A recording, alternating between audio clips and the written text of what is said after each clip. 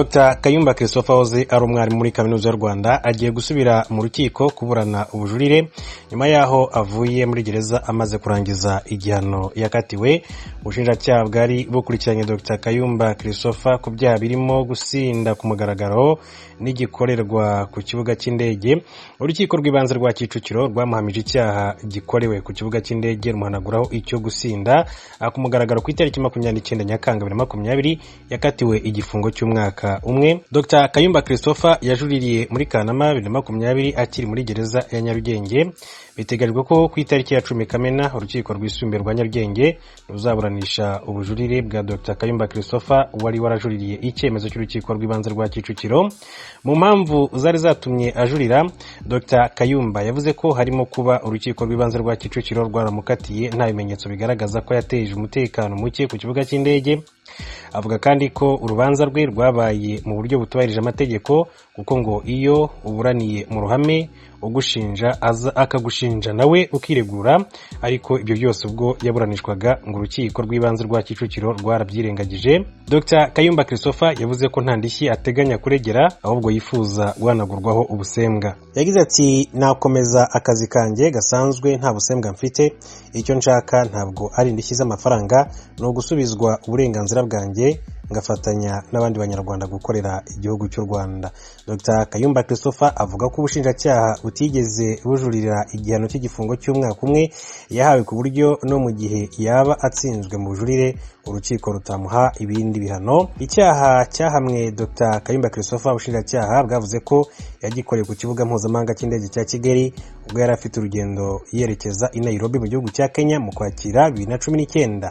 Icyo gihe ngo yageze ku kibuga cy'indege yakereweho iminota igera kuri 30, agirwa inama yo kujya guhinduza itike kugira ngo aze kujyana n'indi ndege yo ku mugoroba, ariko ngo yarabyanze ahubwo ashaka kwinjira ku kibuga cy'indege ku ngufu. Ubushinjacyaha bwabwiye urukiko ko yateje umutekano muke ku kibuga, akahavugira n'amagambo menshi cyane y'iterabwoba. Dr Kayumba Christopher yahoze ari umwarimu muri Kaminuza y'u Rwanda mu ishami ry'itangazamakuru. Dr Kayumba yarangije igihano afungurwa tariki ya 5 Ukuboza 2020 ku munsi wakurikiyeho bw'itangazamakuru ko yafunzwe mu buryo bunyuranyije n'amategeko. Avuga ko we n'umunyamategeko we banamaze gutanga ubujurire kuri bifungwa. Icyo gihe yagize ati, ibyo kumfunga ntabwo byakurikije amategeko kandi narabivuze mu rukiko, ariko twarajuriye. Uno mwaka bankatiye ni ibintu najuririye, nzasubira mu rukiko. Nyuma yo kumenyeshwa igihe urukiko ruzumvira ubujurire bwe, Dr Kayumba yabwiye itangazamakuru ko igitangazamakuru The Chronicles ko icyo ashaka ari uko izina rye ryahanagurwaho icyasha cyangwa se ubusembwa nk'uko twabivuze, icyahamijwe n'urukiko kigakurwaho. Yagize ati, nta bimenyetso byatanzwe ku byaha bitatu byose, nta n'impamvu umucamanza yatanze yo kumhanaguraho ibyaha bibiri akampamya kimwe, kuko najuriye ubushinjacyaha ntibubikore.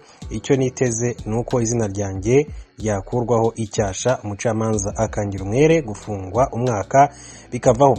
Urukiko rukaba ruzumva ubujurire bwa Dr Kayumba Christopher ku itariki ya 10 Kamena 2021 guhera saa 2 z'igitondo.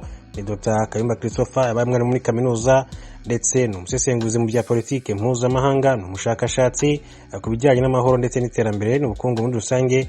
Akaba aherutse gushinga n'ishyaka rya LPD, Rwandese Platform for Democracy, ni ishyaka riharanira ubwisanzure na demokarasi nk'uko yakomeje kugenda bigarukaho. Nyuma yo gufungurwa tariki ya 16 Werurwe 2021 yashinze ishyaka rya politike riharanira demokarasi ryitwa LPD, Rwandese Platform for Democracy, nk'uko itangazo ry'impapuro no kuvuga page 3 Dr Kayumba ageneye itangazamakuru n'Abanyarwanda ribivuga. Iri shyaka ryashinzwe kugira ngo ritange umusanzu ndetse runateze imbere ubwisanzure, demokarasi, umutekano, amahoro arambye mu Rwanda.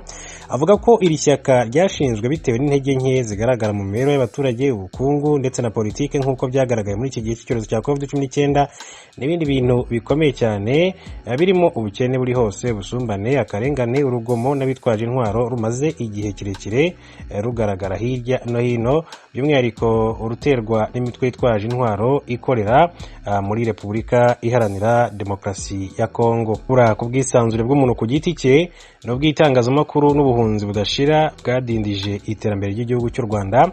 Yagize ati intego ya RPD, Rwandese Platform for Democracy, ni ugutanga umusanzu mu gushyira ku iherezo ibibazo no kugeza igihugu ku iterambere rirambye kurushaho ku nzira y'amahoro na demokarasi. Ishyirwaho rya RPD kandi ngo rishingiye ku mateka ya politike y'ivangura yaranze igihugu, rikagendera ku buryo abanyarwanda bagaragaje ukwihangana n'ubushobozi bwo gutsinda ingorane banyuzemo bakibakira ejo hazaza hazira amacakubiri, amakimbirane akomeye, kutoroherana, akarengane, ubwoba, ubwiganze, guheza, ubukene n'ubusumbane bukabije. Abanyamuryango bashinze iri shyaka ni abaturuka mu mpande zose z'ubuzima bw'igihugu nk'uko itangazo ribivuga. Bose bahujwe n'icyizere n'inyota yo guteza imbere indangagaciro rusange z'ubumwe bw'igihugu, ubwisanzure, kwihanganirana, kwizerana hagati y'abaturage, umutekano wa buri wese, impuhwe ku benegihugu n'uburenganzira bwo kubona umunezero nta bwoba cyangwa se inzitizi za leta zidakwiye. Itangazo ryakomezaga rivuga ko icyo abanyamuryango ba RPD baharanira ari uguteza imbere no kugeraho ari ukurwanya ubukene n'inzara, kwigobotora ubwoba no gushidikanya, ubwisanzure bwo gutekereza, ubwisanzure bwo gutanga igitekerezo no kubisangiza abandi nta bwoba bwo guhanwa mu buryo budakurikije amategeko, ubwisanzure bwo kwishyira hamwe ndetse no kubana benegihugu nta nkomyi, ubwisanzure bwo gutunga ubutaka n'indi mitungo nta kuyamurwa na leta, ivanwaho ry'ubuhunzi buhatirijwe, ubwisanzure bwo kubaho mu mahoro, ubwisanzure bwo gutangiza gukora ubucuruzi nta bwoba bw'imisoro, kwigobotora urugomo rwitwaje intwaro ndetse n'ibindi. Ku gika cya nyuma iri shyaka rivuga ko iterambere rifashwe n'inkingi enye.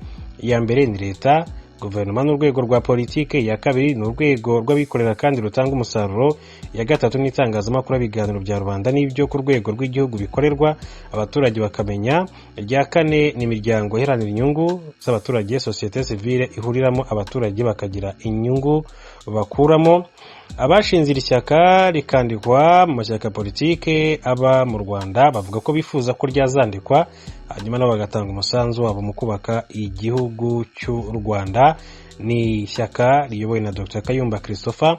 Bishize nyuma yo gushinga iri shyaka ahura n'ingorane zidasanzwe, aho hahise haza ibirego bitandukanye, ari ibirego byagiye bimushinja gushaka gufata abakobwa ku ngufu, ariko by'umwihariko ibyagaragaye ni uwitwa Fiona Ntarindwa Muthoni, akaba yaramwigisha muri 2017 muri Kaminuza y'u Rwanda mu ishuri ry'itangazamakuru. Bikavuga ko icyo gihe yagerageje gushaka kumufata ku ngufu ubwo yari yamutumiye iwe mu rugo, ariko aza gutumwaho n'urwego rw'igihugu rushinzwe ubugenzacyaha RIB, aritaba ku nshuro ya mbere, yitaba ku nshuro ya kabiri, ariko biza kurangira gutyo kugeza amagingo anga ntawe uramenya ngo ese byarangiye bite, keretse ari RIB itanze igisubizo kuri ibyo ngibyo. Abantu bagera ku 400 bari batuye mu mujyi wa Goma mu burasirazuba bwa Repubulika ya Demokarasi ya Kongo bavuye mu byabo nyuma y'iruka ry'ikirunga Nyiragongo mu cyumweru gishize ryakurikiwe n'imitingito. Abantu bagira ubwoba batekereza ko kiri bwongere kuruka bamwe muri abo bakongomani bahungiye mu Rwanda. Ishyirahamwe Refugees International rifite icyicaro muri Amerika rirabatabariza. N'abajije Sarah Miller ushinzwe akarere k'ibiyaga bigari uko ibintu byifashe. Those who have fled to border areas with Rwanda are finding themselves in desperate need of humanity. Abahungiye mu turere twegereye umupaka w'u Rwanda bakeneye cyane imfashanyo. Ishyirahamwe MSF ryavuze ko indwara ya kolera ishobora kubura. Benshi muri bo bararara rubunda, baryamye ku muhanda, hafi ya bose bakeneye ibiribwa, imiti n'amazi asukuye yo kunywa. Ishyirahamwe MSF naryo ryavuze ko benshi batandukanye n'imiryango yabo igihe abantu bahungaga. Ikavuga ko abana bagera ku 280 bavuye aho batuye kubera Nyiragongo. Leta y'u Rwanda n'iya Kongo kimwe n'amashyirahamwe atabara bari mu kaga bakeneye inkunga kugira ngo bashobore gukusanya imfashanyo ikenewe: ibiribwa, amazi, aho bikinga, imiti, amajerekani, ibikoresho by'isuku birakenewe. Ababakiriye nabo bakwiye gufashwa n'umuryango mpuzamahanga, kandi birihutirwa ko leta ya Kongo yafatanya n'umuryango w'abibumbye mu gutuza imiryango yatandukanye. Sara Mila ushinzwe akarere k'ibiyaga bigari mu ishyirahamwe Refugees International.